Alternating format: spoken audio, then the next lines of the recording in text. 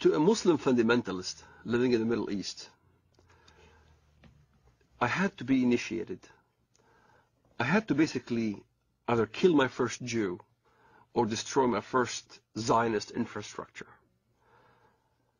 I had to prove, beyond shadow of a doubt, that I was worthy. And there are ample amount of students, teenagers, men who are willing to die as suicide martyrs, willing to put explosives. The martyr application is filled. There are many applicants. There's not enough bombs to fulfill the applicants. And to get on one of those missions, indeed, you must have been chosen. You must have been really good. You must have been violent enough. You must have been going out on every demonstration in the streets of Jerusalem or Bethlehem or our village. You must have shown yourself worthy of a greater operation. So when I explain what I've done and people have seen me in the community and I was worthy, I ended up in prison, I was, of course, recruited. And I remember Mr. Mahmoud al-Mughrabi. He was proud to have planted 15 bombs and killed many Israelis. And he was being bailed out by a Jewish Israeli lawyer. He was back right in the street. So you find your bomb maker and you apply. You say, look, I want to join. I want to do my first martyr operation, planting a bomb or whatever. And you need connections. So I found my connection. I rendezvoused with this guy in Jerusalem, in Shara' Bab al-Wad. And he built this explosive charge with a timer and a loaf of bread. And I had to smuggle it from the Temple Mount under the auspices of Al-Waqf department. Al-Waqf police is the Islamic police appointed by the government to watch over the holy sites. Them knowingly that I had explosive charges smuggled me so I can escape from the checkpoints.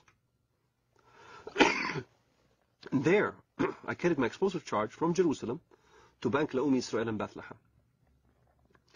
I was supposed to put the explosive charge at 6 p.m. exactly. I was supposed to have this explosive charge in my hands at 6 p.m. exactly. 5 to 6, I saw some Arab children running around, and I didn't want to kill any Arabs. So I decided to place the explosive charge on the roof. I tossed it on the roof. At 6 p.m. it went off, and there was this big explosion. I looked behind me, I see this thick black smoke coming out of the building, and I started running.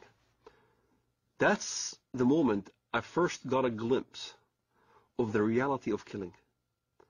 I thought people have died. And I remember I didn't sleep for 3 days, constantly worried that I've killed somebody. Even terrorists have a reality check that you kill or you're about to die. You can sense it. This is why in Israel, the nature of finding out a terrorist suicide bomber is to look at their eyes. They'll have these glossy eyes. They're sweating profusely. They're not paying attention because in their mind they're about to go. And you weigh the reality of what now you're going to die. And many times I've been in this situation where I had thought that I was going to get killed, shooting back and forth as we stoned at the Israelis and they shoot back at us and things like that. I was face to face with death. When you think in your mind you're going to die, you struggle between the requirements of your Islamic upbringing and between the reality that you value your life. And at some point, one has to outweigh the other.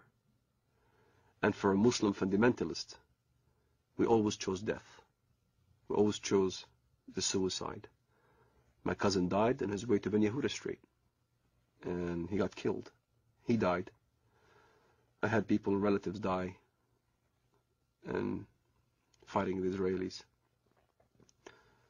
And as I look at it now, I think, what a waste.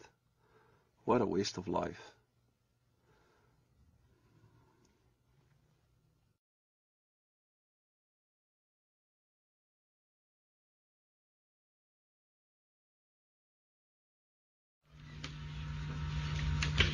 Okay, and then we say goodbye and shake hands. Okay? Are you ready, John? Okay, running. I'm running too. So in other words, you want to change. In other words, who gives you the right to change or to put a government in another country? Shouldn't be us that puts together the new government. It should be the people of Afghanistan, inside Afghanistan and those that have had to flee from Afghanistan. And I think that's the right way to do it. Now, can I say I've enjoyed very much doing this interview with you, and I think that whatever differences there are between us, it's important we carry on with this dialogue. Maybe one of the problems that arises out of all this is there's been insufficient dialogue between the Arab world and the West, between Islam and between people of other faiths. And I hope that we can establish a proper dialogue, and maybe that would be some good that could emerge out of the terrible events of the 11th of September. Some personal question, Mr. Blair, at the end. I know you have so many meetings and people are waiting outside. I've read, I think, in the Times that you read about Islam. What do you know about Islam? Well, I do not in any shape or form pretend to be an expert, but I do read the message. What do you read? What interests you? I read the message of the Quran insofar as it can be translated, and I read about Islam, and I enjoy doing that. And I think there's, I've learned things about the Quran that I never knew before, and I think a lot of Christians would be interested. That's one of the reasons I say to you, it would be good if out of this we had some more dialogue and some more faith. And the reason I have to leave you now is because I'm going to meet some religious leaders, both Muslim and Christian and Jewish, upstairs, and in order to discuss with them how we can bring the faiths closer together. So, shukran lal jazeera. Shukran, Mr. Blair. What did you say in Arabic? Shukran lal jazeera. Shukran jazeera. Thank you very much.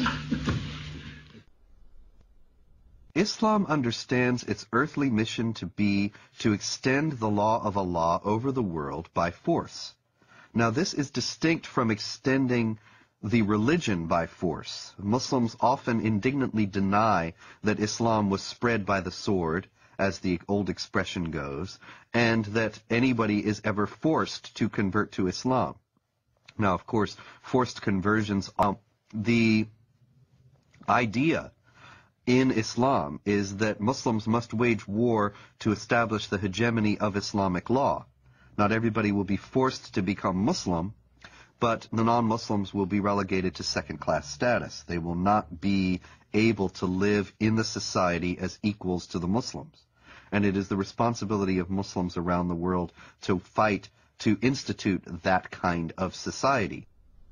While we were in the mosque, the Prophet came out and said, "Let us go to the Jews." We went out till we reached Bait al-Madras. He said to them, "If you embrace Islam, you will be safe. You should know that the earth belongs to Allah and His Apostle, and I want to expel you from this land. So if anyone amongst you owns some property, he is permitted to sell it. Otherwise you should know that the earth belongs to Allah and His Apostle." The Muslims see the extension of jihad as a war liberating the infidels from their infidelity and a privilege for them to enter in the religion of Islam and to abandon their wrong belief. So jihad is seen as a favor which is given to the infidel population in order to change their ways and convert to the true religion, Islam.